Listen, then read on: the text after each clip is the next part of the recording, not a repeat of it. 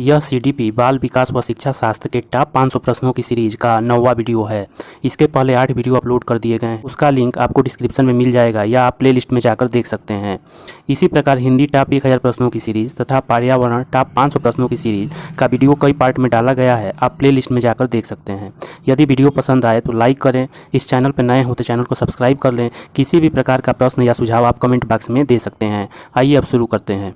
प्रश्न संख्या 161, निम्नलिखित में से कौन सा सत्य है? ए, शिक्षक द्वारा प्रश्न पूछना संज्ञानात्मक विकास में बाधक है। बी, विकास और सीखना समाज सांस्कृतिक संदर्भ से प्रभावित रहते हैं। शिक्षार्थी एक निश्चित तरीके से सीखते हैं। खेलना संज्ञान और सामाजिक दक्षता के लिए सार्थक है। इसका सही आंसर बताएं। इसका सही आंसर होगा डी, खेलना संज्ञान और सामाजिक दक्षता के लिए सार्थक है। मनुष्य एक सामाजिक प्राणी होता है, वह जो कुछ सीखता है समाज से ही सीखता है और जो कुछ देता है समाज को ही देता है। खेलना भी एक समाज से जुड़ी प्रक्रिया है। खेल में शारीरिक शक्ति के साथ साथ दिमाग की शक्ति का भी प्रयोग किया जाता है। जो खिलाड़ी टेक्निकल रूप से जितना मजबूत होगा वह खेल में अच्छा कार्य करेगा। खेलने से मस्तिष्क का भी विकास होता है तथा सामाजिक विकास भी होता है। अतः हम कह सकते हैं खेलना संज्ञान और सामाजिक दक्षता के लिए सार्थक होता है। वह कौन सा स्थान है जहां बच्चे के संज्ञानात्मक विकास को सबसे बेहतर तरीके से परिभाषित किया जा सकता है? ए, विद्यालय एवं कक्षा पर्यावरण। बी, सभागार। सी, घर। डी, खेल का मैदान। इसका सही आंसर बताएं। इसका सही आंसर होगा ए, विद्यालय एवं कक्षा का पर्यावरण।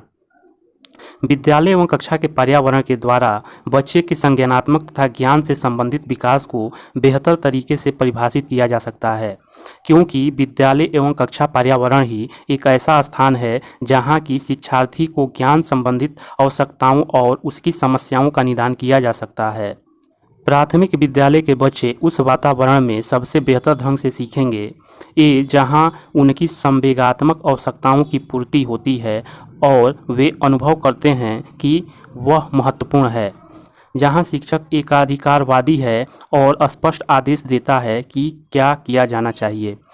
जहां मूल रूप से पढ़ने लिखने और गणित की संज्ञानात्मक क्षमताओं पर ध्यान केंद्रित होता है और बल दिया जाता है। जहां शिक्षक सारे अधिगम में आगे होता है और विद्यार्थी में निष्क्रिय रहने की अपेक्षा करता है। इसका सही आंसर बताएं। इसका सही आंसर होगा ए, प्राथमिक विद्यालय के बच्चे उस वातावरण में बेहतर ढंग से सीखेंगे जहां उनकी संवेगात्मक आवश्यकताओं की पूर्ति होती है और वे अनुभव करते हैं कि वे महत्वपूर्ण हैं। मैंने आपको पिछले वीडियो में बताया था कि बालक जो होता है वही शिक्षा का केंद्र होता है। तो जहां बालक के लिए अच्छाई हो वह शिक्षा शास्त्र में उसी को सही माना जाता है। तो यहाँ बालक को ही सर्वश्रेष्ठ हमें लेके चलना है। जहाँ बालक की सुविधाजनक हो वही आंसर क्या होगा, वही सही होगा। जब बच्चे की दादी उसे उसकी माँ के गोद से लेती है तो बच्चा रोने लगता है। बच्चा रिक्त स्थान के कारण रोता है। ए, वियोग दुश्चिंता, सामाजिक दुश्चिंता, संवेगात्मक दुश्चिंता, अजनबी दुश्चिंता। इसका सही आंसर बताएं। इसका सही आंसर होगा सी, संवेगात्मक दुश्चिंता। जब बच्चे की दादी उसे उसकी माँ के गोद से लेती है तो बच्चा रोने लगता है। बच्चा संवेगात्मक दुश्चिंता के कारण रोता है। संवेगों की उत्पत्ति मूल प्रवृत्तियों से होती है और मूल प्रवृत्तियाँ बालक की स्वाभाविक एवं जन्मजात क्रियाएं होती है। वह अपनी भावनाएं रोकर व्यक्त करता है। इसलिए जब बच्चे की दादी उसे उसकी माँ की गोद से लेती है तब बच्चे में संवेगात्मक उत्पत्ति होती है, जिसको व्यक्त करने के लिए बच्चा रोने लगता है, क्योंकि बच्चे में संवेगात्मक दुश्चिंता उत्पन्न हो जाती है। शिक्षा में अध्यापकों के द्वारा विद्यार्थियों का आकलन इस अंतर्दृष्टि को विकसित करने के लिए किया जा सकता है। ए, उन विद्यार्थियों की पहचान करना जिनके उच्चतर कक्षा में प्रोन्नत करना है। पूर्व विद्यार्थियों को प्रोन्नत न करना जो विद्यालय के स्तर के अनुकूल नहीं है। विद्यार्थियों की आवश्यकता के अनुसार शिक्षा उपागम में परिवर्तन करना। कक्षा में प्रतिभाशाली एवं कमजोर विद्यार्थियों के समूह बनाना। इसका सही आंसर दें। इसका सही आंसर होगा सी, शिक्षार्थियों की आवश्यकता के अनुसार शिक्षा उपागम में परिवर्तन करना। अध्यापक द्वारा विद्यार्थियों का आकलन करना इसलिए आवश्यक है क्योंकि इसके माध्यम से अध्यापक उनकी आवश्यकता के अनुसार शिक्षण उपागम में परिवर्तन कर अपना शिक्षण कार्य कर सकता है और अपने शिक्षण कार्य को और बेहतर बना सकता है। सतत एवं व्यापक मूल्यांकन रिक्त स्थान पर बल देता है। बोर्ड परीक्षाओं की अनावश्यकता पर सीखने को सुनिश्चित करने के लिए व्यापक स्केल पर निरंतर परीक्षण, सीखने को किस प्रकार अवलोकित, रिकॉर्ड और सुधारा जाए, इस पर शिक्षण के साथ परीक्षाओं के सामंजस्य पर। इसका सही आंसर बताएं। इसका सही आंसर होगा सी, सीखने को किस प्रकार अवलोकित, रिकॉर्ड और सुधारा जाए, इस पर। सतत एवं व्यापक मूल्यांकन बच्चे के अवलोकन की निरंतर चलने वाली प्रक्रिया होती है। सतत एवं व्यापक मूल्यांकन प्रक्रिया के द्वारा शिक्षण अधिगम के समय ही शिक्षक को छात्रों के सीखने की प्रगति और कठिनाइयों के बारे में निरंतर जानकारी मिलती रहती है। अतः सतत एवं व्यापक मूल्यांकन सीखने को किस प्रकार अवलोकित तथा रिकॉर्ड और सुधारा जाए, इस पर बल देता है। आकलन बच्चों के लेवल नाम देने और वर्गीकृत करने की अच्छी रणनीति है। बच्चों में प्रतियोगितात्मक भावना को सक्रिय रूप से बढ़ावा देना है। सीखने को सुनिश्चित करने के लिए तनाव और दबाव को उत्पन्न करता है। सीखने में सुधार का एक तरीका है। इसका सही आंसर बताएं। इसका सही आंसर होगा डी, आकलन सीखने में सुधार का एक तरीका है। आकलन एक रचनात्मक प्रक्रिया होती है जिसके द्वारा शिक्षक को यह ज्ञात होता है कि विद्यार्थी का उचित अधिगम हो रहा है अथवा नहीं। यदि विद्यार्थी का अधिगम किसी कारणवश बाधित हो रहा है तो उसको पहचान कर उसमें सुधार किया जाता है, इसलिए इसे सुधार का एक तरीका भी माना जाता है। एक बालक जो साइकिल चलाना जानता है मोटर बाइक चलाना सीख रहा है, यह उदाहरण होगा क्षैतिज अधिगम अंतरण का, ऊर्ध्व अधिगम अंतरण का, द्विपार्श्विक अधिगम अंतरण का, कोई भी अधिगम अंतरण नहीं। इसका सही आंसर बताएं। इसका सही आंसर होगा बी, ऊर्ध्व अधिगम अंतरण का। जब किसी परिस्थिति में अर्जित ज्ञान, अनुभव, प्रशिक्षण का उपयोग प्राणी के द्वारा किसी अन्य भिन्न प्रकार की अथवा उच्च स्तरीय परिस्थिति के अध्ययन में किया जाता है तो उसे सीखने का ऊर्ध्व अंतरण कहा जाता है। बच्चे की सीखने की प्रक्रिया में माता पिता को रिक्त स्थान भूमिका निभानी चाहिए। अग्रोन्मुखी, सहानुभूतिपूर्वक, तटस्थ, नकारात्मक। इसका सही आंसर बताएं। इसका सही आंसर होगा ए, अग्रोन्मुखी। बच्चे की सीखने की प्रक्रिया में माता पिता को अग्रोन्मुखी भूमिका निभानी चाहिए। परिवार को प्रथम प्राथमिक विद्यालय माना जाता है तथा माता पिता को प्रथम शिक्षक माना जाता है। अतः माता पिता को चाहिए कि वे अग्रोन्मुखी भूमिका निभाएं और उन्हें अपने बच्चों को अच्छा करने के लिए प्रोत्साहित करते रहना चाहिए। अध्यापिका ने ध्यान दिया कि पुष्पा अपने आप किसी एक समस्या का समाधान नहीं कर सकती है, फिर भी वह एक वयस्क या साथ के मार्गदर्शन की उपस्थिति में ऐसा करती है। इस मार्गदर्शन को कहेंगे पार्श्वकरण, पूर्व क्रियात्मक चिंतन, समीपस्थ विकास का क्षेत्र, सहारा देना। इसका सही आंसर बताएं। इसका सही आंसर होगा डी, सहारा देना। यदि छात्र द्वारा किसी भी सहायता से प्रश्न को हल किया जाता है जो कि उससे बड़ा है तो इस प्रकार के मार्गदर्शन को सहारा देना कहा जाता है। एक परिस्थिति में अर्जित ज्ञान का दूसरी परिस्थिति में उपयोग कहलाता है सीखने की विधियाँ, सीखने में स्थानांतरण, सीखने में पठार, सीखने में रुचि। इसका सही आंसर बताएं। इसका सही आंसर होगा बी, सीखने में स्थानांतरण। एक परिस्थिति में अर्जित ज्ञान का दूसरे परिस्थिति में उपयोग करना सीखने में स्थानांतरण कहलाता है। यदि एक विषय का सीखा ज्ञान दूसरे विषय में उपयोग किया जाता है तो इसे सीखने का स्थानांतरण या अंतरण कहा जाता है। जैसे यदि हमने गणित का ज्ञान लिया और उस ज्ञान का प्रयोग हमने विज्ञान में किया तो यह गणित का ज्ञान विज्ञान में एक परिस्थिति में अर्जित ज्ञान दूसरे परिस्थिति में उपयोग कहलाएगा सीखने में स्थानांतरण। यदि पूर्व ज्ञान व अनुभव नए प्रकार के सीखने में सहायता करते हैं तो उसे कहते हैं नकारात्मक प्रशिक्षण स्थानांतरण, सकारात्मक प्रशिक्षण स्थानांतरण, प्रशिक्षण स्थानांतरण, सीखना। इसका सही आंसर बताएं। इसका सही आंसर होगा बी, सकारात्मक प्रशिक्षण स्थानांतरण। यदि पूर्व ज्ञान व अनुभव नए प्रकार के सीखने में सहायता करते हैं तो उसे सकारात्मक प्रशिक्षण स्थानांतरण कहा जाता है। एक शिक्षक के लिए सबसे महत्वपूर्ण क्या है?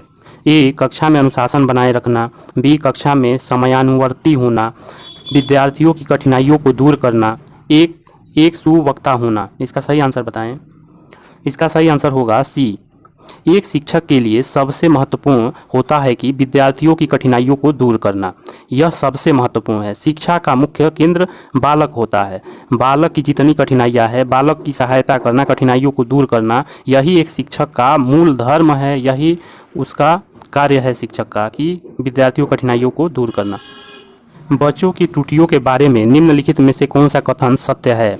बच्चों की त्रुटियां उसके सीखने की प्रक्रिया का अंग है। बच्चे तब त्रुटि करते हैं जब शिक्षक सौम्य हो और उन्हें त्रुटियां करने पर दंड न देता हो। बच्चों की त्रुटियां शिक्षक के लिए महत्वहीन है और उसे चाहिए कि उसे काट दे और उस पर ध्यान न दे। असावधानी के कारण बच्चे त्रुटियां करते हैं। इसका सही आंसर बताएं। इसका सही आंसर होगा ए, बच्चों की त्रुटियां उसके सीखने की प्रक्रिया का अंग है। बच्चों की त्रुटियों के बारे में यह कथन बिल्कुल सत्य है कि बच्चों की त्रुटियां उनके सीखने की प्रक्रिया का एक अंग होता है। इसी आधार पर थॉर्नडाइक ने अधिगम का प्रयास एवं त्रुटि का सिद्धांत दिया है। इसके अनुसार बच्चे जब कोई नया कार्य सीखते हैं तो त्रुटियां करते हैं, किंतु बार बार सीखने का प्रयास करके त्रुटियों की आवृत्ति कम कर देते हैं और कार्य को सीख लेते हैं। एनसीएफ 2005 के अनुसार गलतियां इस कारण महत्वपूर्ण होती है। यह विद्यार्थियों को उत्तीर्ण एवं अनुत्तीर्ण समूह में वर्गीकृत करने के लिए एक महत्वपूर्ण उपकरण है। यह अध्यापक को बच्चों को डांटने के लिए एक तरीका उपलब्ध कराती है। यह बच्चे के विचार की अंतर्दृष्टि उपलब्ध कराती है। यह कक्षा में कुछ बच्चों को हटाने के लिए आधा स्थान उपलब्ध कराती है। इसका सही आंसर बताएं। इसका सही आंसर होगा सी, यह बच्चे के विचार की अंतर्दृष्टि उपलब्ध कराती है। एनसीएफ 2005 के अनुसार गलतियां इस कारण महत्वपूर्ण होती है क्योंकि यह बच्चों के विचार के अंतर्दृष्टि उपलब्ध कराती है। तो गलतियां शिक्षक को यह जानने में मदद करती है कि बच्चे के दिमाग में, बच्चे के मन में क्या चल रहा है, बच्चे के विचार के बारे में पता चलता है, बच्चा कैसे सोचता है इसका पता चलता है, जिसकी सहायता से हम बच्चों की गलतियों का समाधान कर सकते हैं। अतः बच्चों की गलतियां शिक्षक के लिए बहुत ही महत्वपूर्ण होती है। निम्नलिखित में से कौन सा एक आधारभूत सहायता का उदाहरण है? अनुबोधन और संकेत देना तथा नाजुक स्थितियों पर प्रश्न पूछना, शिक्षार्थियों को प्रेरित करने वाले भाषण देना, प्रश्न पूछने को बढ़ावा दिए बिना स्पष्टीकरण देना, मूर्त और अमूर्त दोनों प्रकार के उपहार देना। इसका सही आंसर बताएं। इसका सही आंसर होगा ए, अनुबोधन और संकेत देना तथा नाजुक स्थितियों पर प्रश्न पूछना।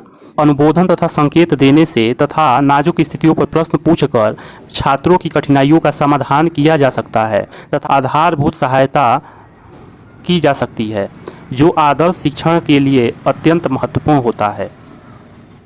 बच्चों द्वारा की जाने वाली त्रुटियां के संबंध में निम्नलिखित में से कौन सा कथन सत्य है? एक शिक्षक को प्रत्येक त्रुटियों पर ध्यान नहीं देना चाहिए, अन्यथा पाठ्यक्रम पूरा नहीं होगा। प्रत्येक त्रुटि को सुधारने में बहुत अधिक समय लगेगा तथा एक शिक्षक के लिए थकाने वाला होगा।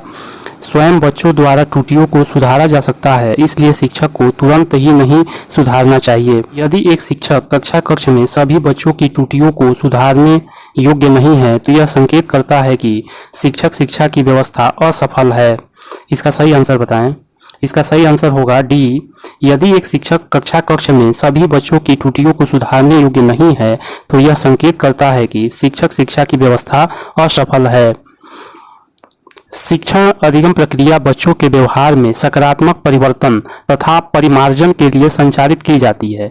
यदि फिर भी बच्चे के व्यवहार में सकारात्मक परिवर्तन नहीं होता है और वह बार बार त्रुटि करता है तो यह संकेत करता है कि शिक्षक शिक्षा की व्यवस्था असफल है। निम्नलिखित में से कौन सा बच्चों में अधिगम में सुधार करने के लिए सबसे अधिक उपयुक्त है? नियमित मूल्यांकन परीक्षा आयोजित की जानी चाहिए। शिक्षक को विभिन्न उदाहरणों और चित्रों का उपयोग करके विषय की व्याख्या की जानी चाहिए। कक्षा में सभी प्रकार की शिक्षण सामग्री होनी चाहिए। शिक्षक को वास्तविक जीवन की स्थितियों पर बच्चों को एक दूसरे के साथ बातचीत करने में मदद करनी चाहिए। इसका सही आंसर बताएं। इसका सही आंसर होगा डी, अधिगम में सुधार करने के लिए सबसे अधिक उपयुक्त है कि शिक्षक को वास्तविक जीवन की स्थितियों पर बच्चों को एक दूसरे से बातचीत करने में मदद करनी चाहिए। इसी शिक्षा का मुख्य उद्देश्य होता है कि मनुष्य बालक को ऐसा बनाया जाए कि वह किसी भी समाज में समायोजित हो सके। तो हमें जो है ऐसा वास्तविक जीवन की स्थितियाँ विद्यालय में उत्पन्न करनी चाहिए और बच्चों को उसमें बातचीत करने में मदद करनी चाहिए, जिससे बालक भावी जीवन में अपने आप को समाज में समायोजित कर सकें। यही जो है शिक्षा का मुख्य उद्देश्य होता है।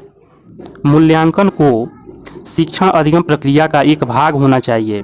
बी, केवल नंबरों के संदर्भ में करना चाहिए। वस्तुनिष्ठ प्रकार के लिखित कार्य पर आधारित होना चाहिए। एक अलग गतिविधि के रूप में लेना चाहिए। इसका सही आंसर बताएं। इसका सही आंसर होगा ए, मूल्यांकन को शिक्षण अधिगम प्रक्रिया का एक भाग होना चाहिए।